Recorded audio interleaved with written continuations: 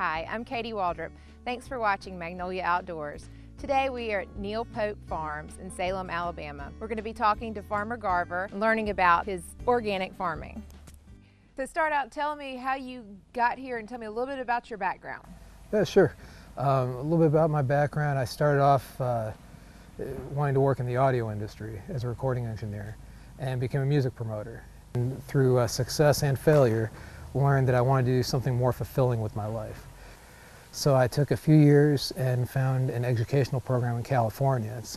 And it was a wonderful one-year program where you get as much class time as you do field time. And after that, I was sold. I went back to my native state of Ohio, did a season there on a wonderful farm, and then ended up coming down to the South chasing an old love, and have gotten stuck down here with the southern soils, as I like to say. And how did you get into contact with Neil Pope and learn about starting this farm? A mutual friend had referred me to Neil, or Neil to me, and Neil had written me an email asking me to come down and consult. At this time, just about a year ago, this was a conventional tomato farm. And they were recognizing that with the 3.5 acres of production we're currently capable of, they didn't have enough tomato production in order to commit to wholesale selling. And the region's not quite big enough for that many tomatoes as far as retail. So after a year of growing tomatoes, I advised Neil, he hired me as a manager, and I advised Neil that we diversify the product and also diversify the type of sales methods we're using so that we can reach out and be direct to the public. And how are you doing that with the public? Tell us about how your co-op is getting going. Well, we have a CSA program, Community Supported Agriculture, and that's where people basically pay a lump sum in the beginning of the season to receive a dividend amount, if you will, of produce each week. And that'll last us throughout the season, which our season's quite long, about 24 weeks.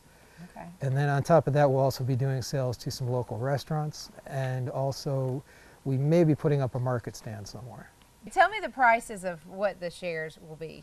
Our CSA shares, for a full share, which typically feeds about 4 to 6 people, is $600 for the season. And a half share, which typically feeds a couple of people, is $300. Now, of course, who that feeds all depends on how much you cook and really how enthusiastic you are for this type of food. We try to encourage each member to get into cooking more. Each week we'll be putting out an email telling each member what they're going to see for the week and probably a recipe or two to go with that. And tell me the benefits of using these. Well, most people, the first thing for most farmers that comes to mind is season extension, being able to grow earlier or later. And we do have a bit of a benefit, especially with the tomatoes with that. But really for us, it's the all year weather that this gives us a benefit with. We get so much rain here at one time that it can be damaging to the crops. So really these act as a big umbrella for us and also guard the plants from a lot of wind. We got a considerable amount of wind in here as well. And bugs too? Bugs, it can help with bugs and animals, definitely with rodents and that kind of thing. It's a deterrent because they sense our activity in here. With insects, we would have to add screens, which in some cases in the future we may do. And in regard to bugs, like I was saying with the fertilizer, we use organically improved inputs. And we have to be very careful and methodical with that. And we also use organic pesticides when necessary, but we leave it as a last resort. What crops are you growing right now? A little bit of everything. It's although we are a farm in transition, it's a big transition, and you almost would want to look at it more like a big garden than a small farm. For instance, it's very seasonal. Right now we've got a lot of greens, lettuce, kale, collards, that sort of thing, and that will be transitioning into your summer crops like we have right before us. A lot of tomatoes, a lot of basil, a lot of peppers, okra, southern classics like black-eyed peas and pink-eyed peas, a large variety of squash and zucchini. We handpick certain varieties, some from around the world. We have French breakfast radishes. Now, obviously we got them growing here. This is a new stand over here. And these, we're about to start harvesting these in the morning. A little different than your typical radish. French breakfast radish, obviously red on top, white on bottom, is known to have a nice even texture top to bottom. and the flavor of these is outstanding compared to most radishes. Now, I have been told by several people that in France these are typically eaten for breakfast, sautéed in a pan, sliced, sautéed in a pan with sugar and butter. So, and I have tried it; it is quite good. Yes. A little different eating experience than most radishes. Not as hot as a radish can be, but not as bland as some radishes can be either. Yeah. This is 3 types of kale we're looking at. The one on the left is Rainbow Lacinato, and it's a wonderful variety developed by a man named Frank Morgan in Oregon, who's a plant genius. And then just this one row down the middle is a classic Italian kale. Some people call it Toscano or just regular Lacinato. Some people call it dinosaur kale. And it's become probably of the better varieties of kale, probably the more well-known and more popular over the last few years. Now this one here is new to me, and that's a Portuguese kale. A lot of people looking at it would think it's a collard green, but it's actually more tender than a collard green and most kales.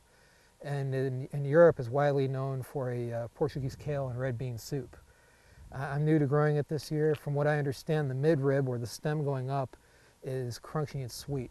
And you eat that part. And you eat that part. And the leaves, a lot of other kales, you tear that part off. Well, it's bitter. And really it depends on the kale and the season. One thing people don't understand about kale typically is it likes to start warm and then get cold as it grows. Whereas spring kale, of course, is starting in the cold weather and getting warm. When that happens, it can be slightly bitter. It's better for cooking. Okay. Whereas fall kale is better for fresh eating. And fall kale, if it's getting cooler, the stems will sweeten up. They're really, really good. Okay. So I do a lot of kale salads, and I juice with kale, and so but I just buy them from the grocery store. So I was just wondering what you would cook these types of kale. Well, we do all sorts of things. The soup recipe I understand for the Portuguese is outstanding.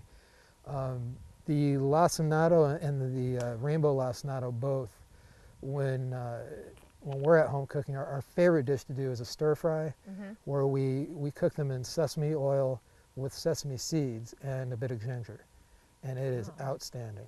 It's just very, very good. An easy thing to do with it that a lot of folks do, and I like a lot, is chop it up into bite-sized pieces, stem, leaf, and all, and add that to a dish of roasted vegetables, possibly potatoes and carrots and turnips and that kind of thing, and season how you like, and it's wonderful that way. Okay, love it. So what do you have here? So this is Swiss chard, and is in the same family with spinach that we have over here. Also in the same family with beets. And Swiss chard and beets are almost botanically identical. Beet plant, of course, makes a nice root ball on the bottom that's edible, with leaves that can be tasty on top, whereas chard, through human intervention, was developed over the years to have a large, tasty leaf to it. And as you can see, there's different colors available. This is one variety that is bred to come up in different colors, whereas other varieties are the same color all the time. Another green that can be prepared in salads fresh, or put into soups, or even roasted vegetable dishes. So the spinach over there, we're all used to going to the grocery store and getting a big bag of big old bag of spinach. So does it grow a lot more than that out here? It depends on the kind of spinach. This kind is savoyed or wrinkled.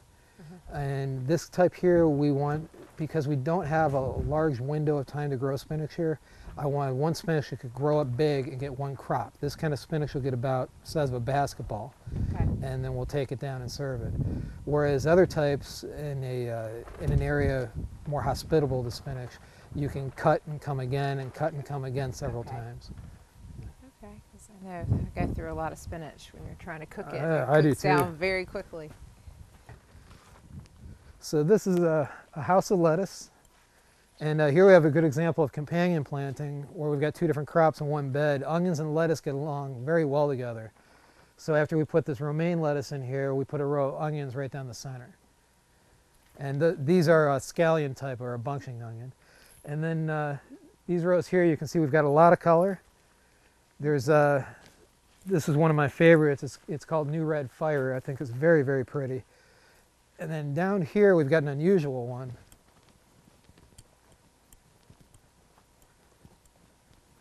Actually, 2 unusual.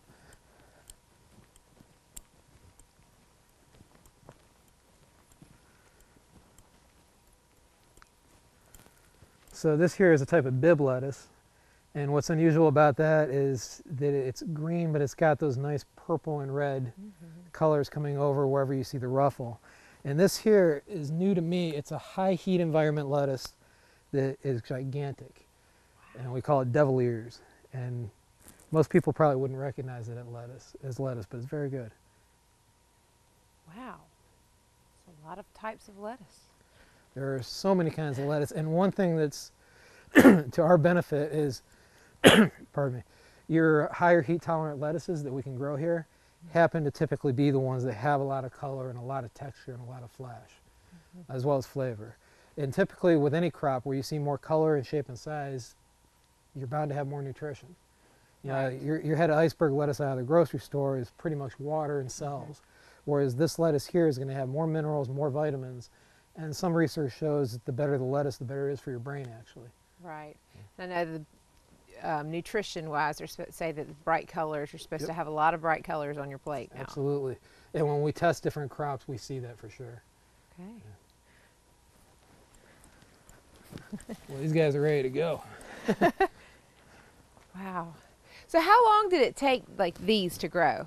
How many weeks? This lettuce here, most of these are 55 to 65 day varieties, but they've come on a little bit early for us. I think the warm spring we had probably pushed them a little bit.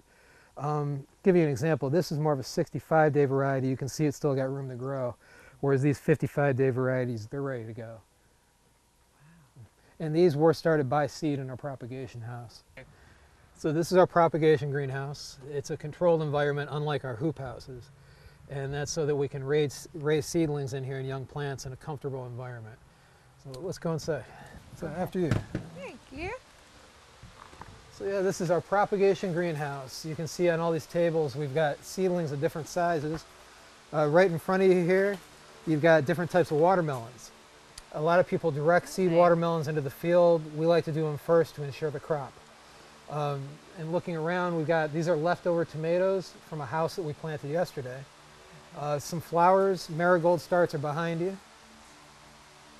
And then right over here, we've got lots of zucchini and squash plants that are getting going.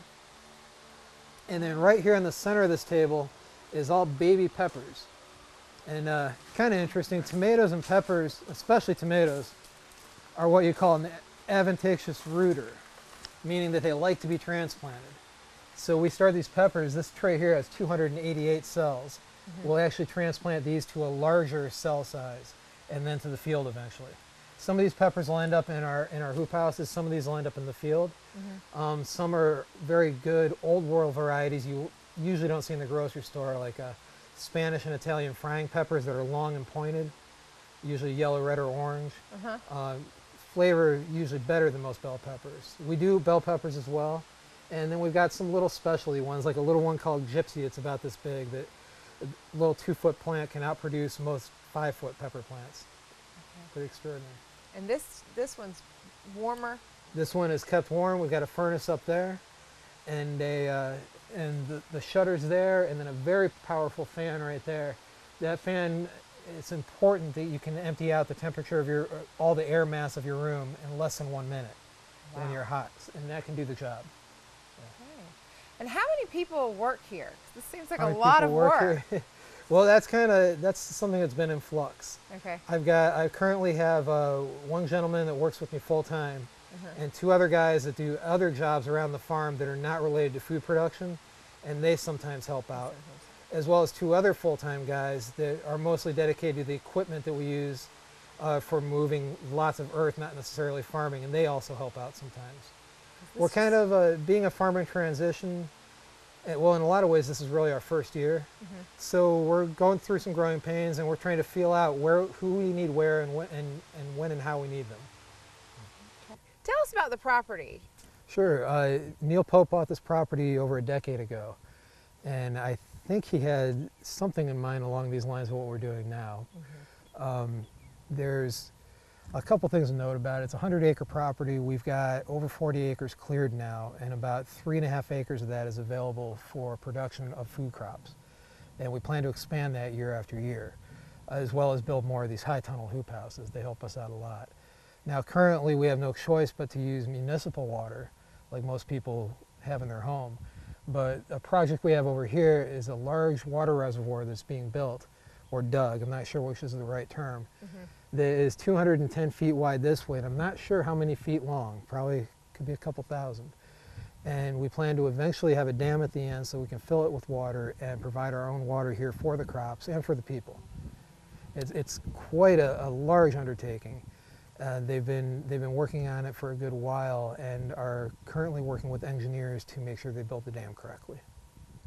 Okay, so now we're walking down to some of the open air. What would you call that? Open air fields? Just a field. Just a field. We call them fields. You've got this field that we're walking to is 3 acres, and these tunnels that we produce in are now more than a half an acre. It's about 2/3 of an acre. And you will see some distinct advantages. Anything that we grow on this plastic mulch that's in these houses and in the field does a lot better than anything we don't. But a lot of things that we have to direct seed that get seeded close together that are inconvenient to start in a propagation house have to go right into the ground, and out in the field it's a big challenge with the soil type we have as well as the amount of rain we get.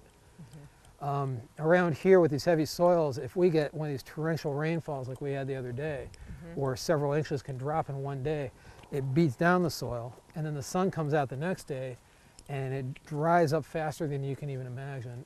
And one thing that's tricky with that, you can have a dry crust 1 inch thick on top and everything on the bottom, and then you get below that first inch and everything else is soaking wet. So it's a very challenging thing to manage. Yeah. This here is a testament to some of the soil challenges.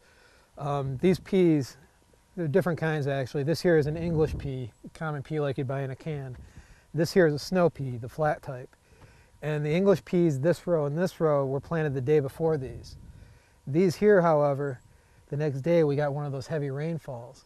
And it puts so much moisture into the soil that we believe a little insect called a root maggot came in and ate all our pea seeds. And that's, again, just another soil and weather challenge there. Now these, it's not a crop typically grown all over the South. I have grown English peas in the South before with some varied success. These not on the inside too, the covered? No, the only thing that's on the inside too would be the lettuce right here. Lettuce, yeah. And you can see these are smaller. These are about 2 weeks behind. Okay. This here is cabbage. Oh, okay. You've got a purple variety called Ruby Ball and a green variety called Dutch Flat. And both cabbage is known to be able to be grown in the South. And we're expect those right now are about halfway grown. And you can see I ran out of, or had extra room, so I snuck a few extra kale plants in there. Okay. But we expect to have the cabbage ready about another 3 to 4 weeks. Okay. And then more lettuce, and we started intercropping more onions right here, but the weather has set us back on that a little bit. And you know, lettuce, and then over here we've got a row of turnips. This gentleman over there is thinning out the turnips. And then behind him we've got 3 rows of carrots, and then behind him I got mustard greens, and that purple is also a type of mustard green. Wow. And then 3 beds of carrots, and then more mustard greens. And then very soon this will be going into, just about to put in some dill and some cilantro. And then after that, several beds of peppers, all the peppers we saw in the propagation house. Most of those will be going there. And then probably about 2/3 of an acre of squash after that. Okay. So this is our hoop house of heirloom and artisan type tomatoes. Whereas the first house of tomatoes we're in are more production type, which is your classic red round. These here are all open pollinated, so no hybrids. So we could save seed potentially from them. But more importantly, this is where we get a lot of size, shape, and color. We've got some tomatoes like Aunt Jenny's purple over there that'll produce a very, very large purpley red tomato. Whereas we have some other ones, what's a good example? We have purple bumblebee, which is a purpley red tomato with green stripes, a little cherry. Wow. Little yellow cherries and tomatoes that are oblong with stripes and all kinds of good stuff. Now those production tomatoes over there, those plants will maybe get to about 4 feet and have more of a concentrated harvest. Whereas these indeterminate artisan type tomatoes can get very tall in some climates. Here we'll probably get into about 7 to 8 feet and be harvesting 3 days a week as soon as they start coming in. Is that what they call like heirloom tomatoes? Heirloom. Heirloom is a term referring more to time and heritage. Okay. And people argue, is heirloom 50 years old or 100 years old, just like antiques. Okay. The thing that's important about heirlooms is they're open pollinated. A hybridized tomato you cannot save seed from. Well, you can, but it's going to be the seed to seed, you're going to have inconsistent results from the parent.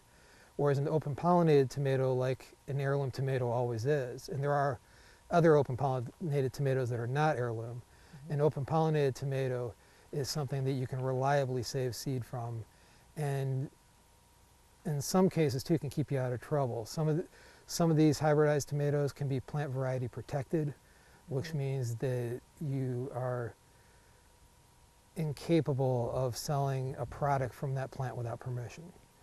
I know you said that when we first started talking about you're not a certified organic farm yet. Correct. Because it takes 3 years? It takes 3, if you've had a previous farming activity on your farm and you want to go certified, there's a 3-year waiting period. And for good reason. Especially on really large corn and soybean farms where they're using a lot of chemicals. This place they weren't using so much, and while we do think we are probably going to get certified in 3 years, we don't know how important that is to us yet. The most important thing to us is that we're growing the food as sustainably as we can. And that is everything from the inputs we use, the fertilizers, pesticides, etc., to the techniques we use. And really more than anything, especially in this farm, is soil building. This soil, as you can see, is pretty typical red southern clay. And in order there's different kinds of red southern clay. This is one that does not drain particularly well. In order for us to get it to where we want it to be, we use a lot of compost. We minimize the tillage, the tractor use out here, as much as possible. And we're hoping that after a few years' time, we might even get to the point where we are a no-till farm, where the beds have so much good integrity in the soil that we simply mulch them and then come back the next season and replant. And that way, not only does that reduce the amount of tillage going on, it reduces the amount of fossil fuel we use, the amount of costs we have associated to those fuels, and I think just makes an overall friendlier environment. It really does. A word you hear a lot these days, which is local. We want to, of course, help our local economy because it benefits us and others, but we also want to have a big impact on the food system in this region. I mentioned before, this is one of the hardest parts of the country to grow vegetable produce in, and that needs to change. And we can change that, and there's farmers that are here long before me that are working on that, and I think there's a lot more to come. Why is local so important? A lot of people know that the average vegetable travels over 1,000 miles to get to your plate, and you can only imagine the packaging, the fuel spent, as well as the lack of freshness in that situation. So we want to be able to provide food to people that is very local, very fresh, and sustainably grown, which again means no synthetic chemicals, 0 genetically modified organisms, or genetically engineered organisms, as people like to call them sometimes. And we also pay attention to, for instance, our compost, what goes into that compost that was made. We test the soil in different places to make sure that, hey, even though I'm using organic substances, I could still cause pollution. So it's very important that I'm aware of what I'm applying it, where I'm applying it, and how much. And along with that, record keeping is very important. And we see that also in the sales end. With a local clientele, we see where our product is going, how much of it is going, and we get better feedback on what we should be growing, what people like. Well, thank you so much for letting us come out here today, and we've really enjoyed coming to Neil Pope Farms. Well, thank you for coming. It's been a pleasure. Absolutely. And we welcome anyone who's involved with our CSA program, or any customer we have, or anybody else interested in farming to get a hold of us. I'm sometimes free to talk to, although I'm very busy, and we love showing people around. People need to understand better where their food is coming from, and we'd like to be a part of that. Thank you for watching Channel 7.